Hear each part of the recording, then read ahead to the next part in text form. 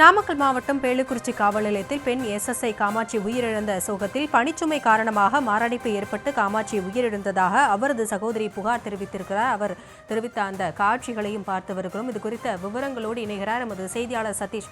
சதீஷ், அவருடைய சகோதரி தரப்பிலிருந்து வைக்கப்படக்கூடிய குற்றச்சாட்டுகளுக்கு காவல் நிலையம் தரப்பில் என்னென்ன விளக்கம் அளிக்கப்படுகிறது? வணக்கம்.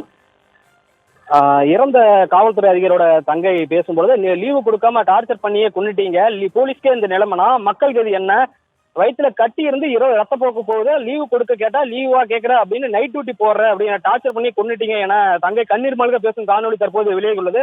நாமக்கல் மாவட்டம் பேளுக்குறிச்சி காவல் பெண் உதவியாளர் காமாட்சி காவல் நிலையிலே இறந்து கிடந்த சம்பவம் அதிர்ச்சி ஏற்படுத்தியுள்ளது.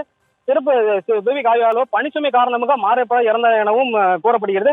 நாமக்கல் மாவட்டம் ராசிபுரம் காவல் குடிப்பில் வசிப்பவர் காமாட்சி. இவர் ராசிபுரம் பேளுக்குறிச்சி காவல் பெண் சிறப்பு உதவி காவல் ஆய்வாக பணியாற்றி வருகிறார். இவருடைய கணவர் விஜயகுமார். இவர்களுக்கு 2 குழந்தைகள் உள்ளன. இதில் 6 மாதம் முன்னர் 1 மாதம் விடுப்பு எடுத்ததாகவும் கூறப்படுகிறது.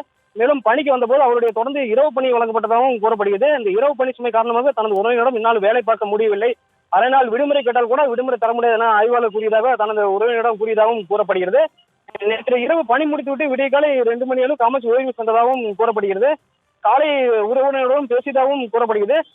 பின்பு மேலும் 1 மணி நேரம் கழித்துதான் காமாட்சிக்கு 2 முறை போன் எடுக்கவில்லை என்னும் குற்றச்சாட்டு எழுந்துள்ளது. இந்நிலையில் 11:30 மணி அளவில் ராசிபுர காவல் கண்காணிப்பாளர் விஜயகுமார் தொடர்பு கொண்டு உங்களது மனைவி இறந்து விட்டார் என்று கூறியதாக அடுத்து தனது உறவினருடன் காவல் நிலையத்துக்கு அவர் உறவினர்கள் சென்றுள்ளனர்.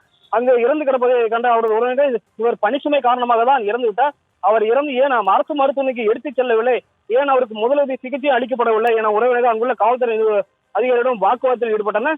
பின்பு ராசிபுரம் துணை காவல் கண்காணிப்பாளர் விஜயகுமார் நேரில் சென்று சமாதான பேச்சுவார்த்தையில் ஈடுபட்டு அவர் உடற்கூடாக ராசிபுரம் அரசு மருத்துவமனைக்கு எடுத்துச் சென்றனர்.